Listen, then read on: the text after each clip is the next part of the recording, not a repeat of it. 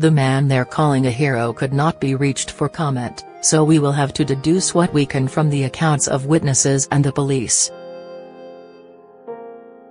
Here's what the driver said he saw, one night in London, on Marylebone High Street, just blocks away from a statue of Sherlock Holmes. A young man with a bike appeared to be in danger. 4 men were attacking him. The driver, Manuel Dias, was giving an Uber ride to a man and a woman he didn't know. He later told the British newspaper The Sun that the man jumped out of the car and yelled at the attackers to leave the cyclist alone. That was when Mr. Dias recognized his passenger. Then it all got a bit surreal, he said.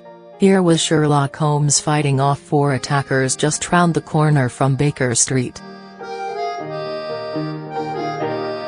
Mr. Dias knew it was not actually Sherlock Holmes. Sherlock Holmes isn't real. It was the actor Benedict Cumberbatch, who played the eccentric detective on the BBC and PBS television series Sherlock, which was based on the short stories by Arthur Conan Doyle. Mr. Cumberbatch has more recently appeared as Doctor Strange in the movie Avengers: Infinity War and in the title role for the television series Patrick Melrose.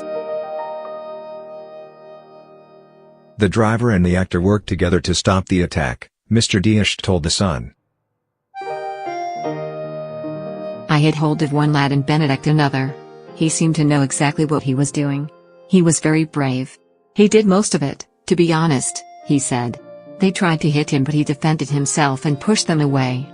He wasn't injured. Then I think they also recognized it was Benedict and ran away. A spokesman for the Metropolitan Police in London also shared its record of events. On November 25, the police were called to reports of an assault on Marylebone High Street at 9:30 p.m. local time. The police account read, the victim, aged in his 20s, was making a delivery on a pedal cycle traveling in the direction of Marylebone Road when he was approached by a group of males. One of the males attempted to grab the victim's cycle. The victim dismounted and removed his helmet. He was then punched in the face, struck on the head and hit with his helmet.